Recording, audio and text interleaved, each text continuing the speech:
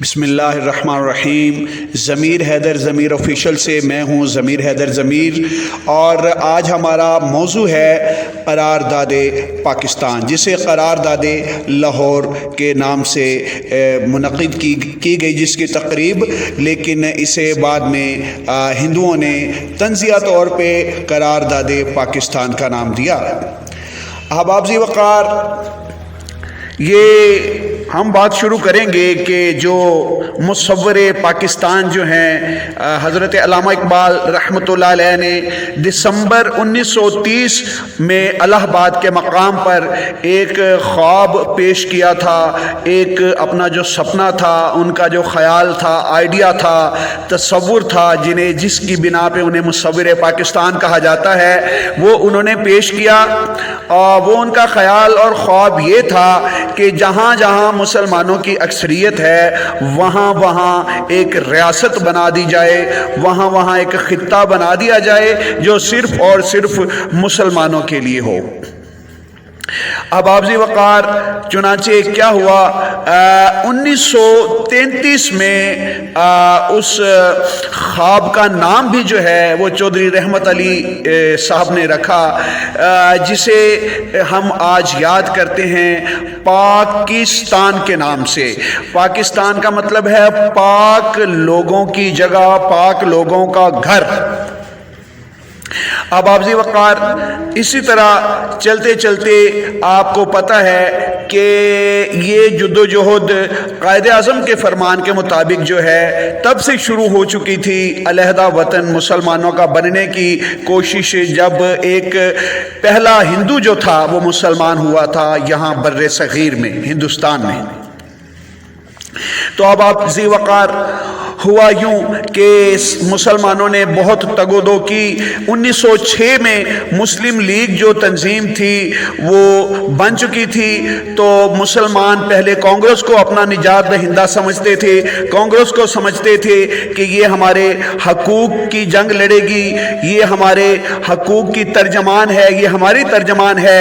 لیکن کانگریس نے اپنے عمل اور اپنے قول سے، اپنے معاملات سے، اپنی ایکٹیویٹیز، سرگرمیوں سے ظاہر کر دیا کہ ہم لوگ تمہیں اپنی غلامی میں رکھنا چاہتے ہیں، ہم لوگ تمہیں کبھی آزاد نہیں کریں گے، انگریزوں کی غلامی سے تم آزاد ہوگے تو ہمارے شکنجے میں جکڑے جاؤ گے۔ مسلمان، وہ مسلمان جنہیں پتا تھا کہ سر سید نے دو قومی نظریہ جن کو دیا تھا کہ یہ دو قومیں ہیں، ایک ہندو اور ایک مسلمان، ہندوؤں کا مذہب علیحدہ، ان کا رہنے سہنے کا، شادی بیاہ کا، اٹھنے بیٹھنے کا، رسوم و رواج کا ہر سلسلہ ہی علیحدہ ہے، اور مسلمانوں کا ہر کام، ہر سلسلہ علیحدہ ہے۔ لہٰذا ان کے ذہن میں یہ بات بیٹھ چکی تھی کہ مسلمان ایک علیحدہ قوم ہے اور ہندو ہر حوالے سے علیحدہ قوم ہے۔ مسلمانوں نے پھر ہندوؤں کے شکنجے سے چھٹکارا حاصل کرنے کے لیے وہ تگ و دو کی، وہ جد و جہد کی کہ جو ایسا سیلاب تھا کہ جسے کوئی بند، کوئی پہاڑ اور کوئی رکاوٹ نہیں روک سکتی تھی۔ احباب ذی وقار، 1936 میں جب اور 1936 اور 1937 میں جب انتخابات ہوئے تو جو تھے مسلمان، وہ دونوں 36 اور 37 کے جو الیکشنز ہیں ان میں کوئی کامیابی، پوری طرح کی اچھی کامیابی جسے کہتے ہیں، مکمل کامیابی نہ حاصل کر سکے۔ 1937 سے لے کے 1939 تک کانگریس کے پاس جو بڑی بڑی سیٹس تھیں، وزارتیں تھیں، 11 صوبوں کی وزارتیں انہی کے پاس رہیں۔ پھر اس کے بعد کیا ہوا کہ 1939 میں احباب ذی وقار، ریسپیکٹڈ ویورز، جنگ عظیم دوئم جو ہے وہ شروع ہو گئی۔ اب اس میں کیا ہوا کہ برطانیہ جو تھا یہاں پہ حکومت ہندوستان میں کر رہا، وہ جو جنگ لڑ رہے تھے بڑے بڑے ممالک، ان کے اتحادی تھا ان ملکوں کا۔ تو کیا ہوا کہ ہندوؤں نے برطانیہ سے کہا کہ آپ لوگ ہمیں بتائے بغیر، مطلع کیے بغیر ورلڈ وار میں چلے گئے ہیں، تو آپ نے ہمیں مطلع نہیں کیا، ہم لوگ آپ سے ناراض ہیں۔ اور ایک دو اور ڈیمانڈز تقاضے رکھے کہ یہ بھی ہماری باتیں، ہمارے تقاضے، ہماری جو مانگ ہے پوری کرو۔ انگریزوں نے بے نیازی کا ثبوت دیا، اور جب انہوں نے بے نیازی کا ثبوت دیا تو یہ ہمارے حق میں بہتر ہوئی۔ کانگریس نے جو وزارتیں تھیں، ان کے پاس جو سیٹس تھیں، کانگریس نے استعفے دے دیے، ریزائن کیا، تو انگریز جو تھے ان کی جو دسترس تھی، ان کی جو اپنا پکڑ تھی، وہ ڈھیلی پڑ گئی۔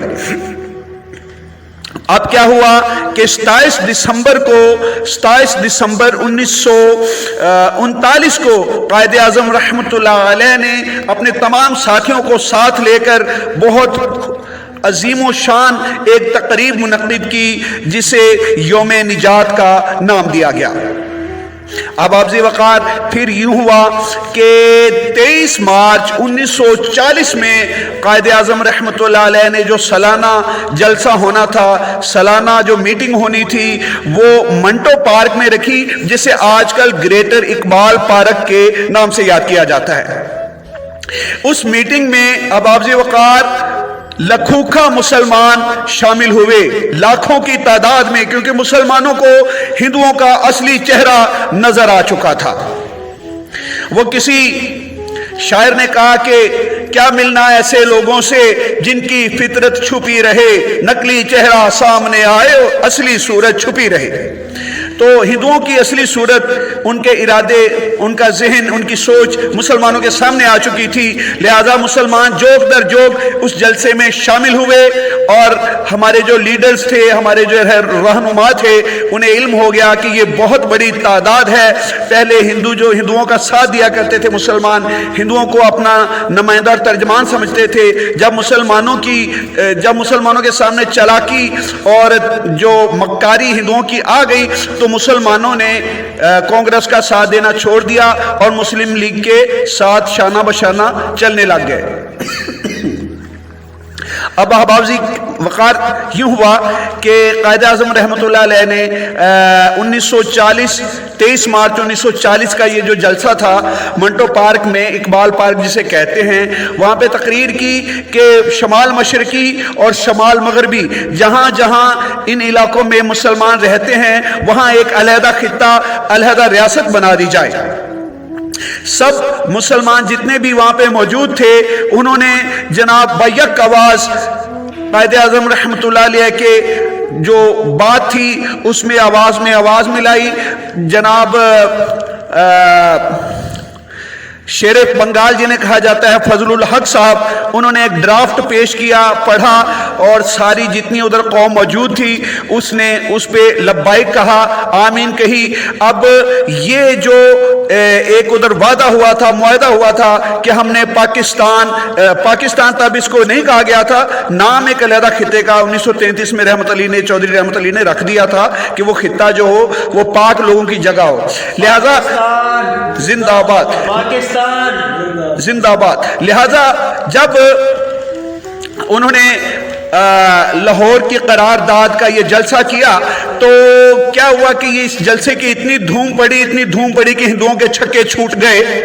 ہر طرف ہندوؤں نے اپنے اخباروں میں تنزیہ طور پہ لکھا، مذاق اڑایا، تمسخر اڑایا مسلمانوں کا کہ یہ قرارداد لاہور نہیں، انہوں نے قرارداد پاکستان کا یہ پروگرام کیا ہے، تقریب منعقد کی ہے۔ اب کیا ہوا کہ قائد اعظم نے اسی نام کو اڈاپٹ کیا کہ یہ جو ہم علیحدہ وطن بنائیں گے، علیحدہ خطہ ریاست بنائیں گے، مملکت بنائیں گے، اس کا نام پاکستان ہی ہوگا۔ پاکستان زندہ باد۔ اب ریسپیکٹڈ ویورز، پھر 23 مارچ 1940 کو جو قرارداد منظور ہوئی، اس کا نام جب ہندوؤں نے اخباروں میں پاکستان کا لکھا تو قائد اعظم نے ہر طرف یہی بات اپنے دوستوں سے کہی کہ یہی بات جو ہے ہر طرف پھیلا دو کہ یہ وطن، یہ ریاست پاکستان ہی ہوگی۔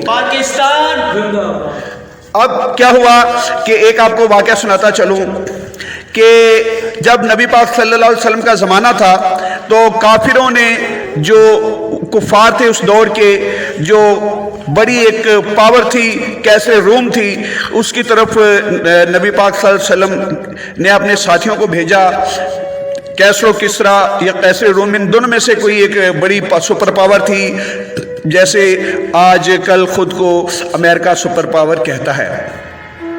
तो वो साथी, वो सहाबी उधर गए, तो वो जो उधर का बादशाह था उसने टोकरी, एक मट्टी की टोकरी, जो मट्टी का टोकरा है, वो भर के उनके सर पे रख दिया। वो जो सफ़ीर थे, वो जो नुमाइंदा थे हमारे नबी करीम सल्लल्लाहु अलैहि वसल्लम के। अब उन्होंने कहा कि अपनी धरती की मट्टी, अपनी ज़मीन की मट्टी तो तुमने खुद हमारे हवाले कर दी है, अब ये खित्ता भी हमारे हवाले इंशाअल्लाह हो जाएगा। अब तंज किया, हिंदुओं ने तंज किया कि यह करारदाद पाकिस्तान है, और अल्लाह ने ऐसा करम किया कि वो वाकयातन ही करारदाद पाकिस्तान जिंदाबाद, करारदाद पाकिस्तान ही हुई। उसी की बिना पे शबो रोज तगोदो की और ऐसी कोशिश की, ऐसी अनगिनत कुर्बानियां दी, ऐसी मेहनतें की कि 14 अगस्त 1947 को अल्हम्दुलिल्लाह इस धरती पर एक नई रियासत जाहिर हुई, नमूदार हुई, जिसे हम सब पाकिस्तान कहते हैं। पाकिस्तान जिंदाबाद। अहबाब वक़ार, अब देखना यह है कि इस पाकिस्तान के साथ हम क्या सलूक कर रहे हैं। वो किसी शायर ने कहा था कि ऐ मेरी गुलज़मी तुझे चाह थी एक किताब की, अहले किताब ने मगर क्या तेरा हाल कर दिया। अहबाब वक़ार, देखें, जब से ये पाकिस्तान बना है तब से इस पाक धरती के साथ हम किसी को मुखलिस नहीं देखते। इस पाकिस्तान के ऊपर हर किस्म का जुल्म ढाया जाता है, करप्शन की सूरत में, बेईमानी की सूरत में और बदयांती की सूरत में। सारे पाकिस्तान से मोहब्बत का दावा करते हैं, लेकिन कोई ऐसी शख्सियत नहीं है, कोई ऐसा आदमी नहीं है जो हकीकतन दावा जो करता है, दावे के साथ अमली तौर पे भी, प्रैक्टिकली भी साबित करे कि हाँ, हम पाकिस्तान के वाकई खैर ख्वाह हैं। हमें चाहिए कि फर्स्ट प्रायोरिटी पे सबसे पहले पाकिस्तान जो है इसे रखें, और जितने भी हमारे ज़ाती मुफादात हैं उन्हें हम बाद में अपने मामले पे, अपने मामलात, हम अपने मसाइल फिर हल करें। लेकिन सबसे बड़ा मसला या सबसे बड़ी जो बात है या सबसे बड़ा जो हमारा फ़ायदा है वो पाकिस्तान है। अहबाब वक़ार, अगर पाकिस्तान कायम होगा तो हम सब कायम रहेंगे। दूसरे मुल्कों में आप जाके देख लें, किसी गैर की कोई इज्जत नहीं होती। दूसरे मुल्कों में सुतेलों जैसा जिक्र पाकिस्तानियों के साथ किया जाता है। जिस आज़ादी से और जिस चैन से, जिस एतमाद से हम आज़ाद फिजा में सांस इस वतन में लेते हैं, जितनी अपनायत हमें यहाँ है, जितना तहफ़्फ़ुज़ हमें यहाँ है, उतना और किसी मुल्क में नहीं है। हमें चाहिए कि हर हवाले से हम पाकिस्तान से मोहब्बत करें और पाकिस्तान की हिफाजत में और तरक्की में हर हवाले से, हर तरीके से हिस्सा लेते रहें। मेरे साथ सब मिलकर बुलंद आवाज में नारा बुलंद कीजिए, पाकिस्तान जिंदाबाद, पाकिस्तान जिंदाबाद। अपने मेजबान ज़मीर हैदर ज़मीर को इजाजत दीजिए और ज़मीर हैदर ज़मीर ऑफिशियल को सब्सक्राइब कीजिए, लाइक कीजिए, शेयर कीजिए। बहुत शुक्रिया।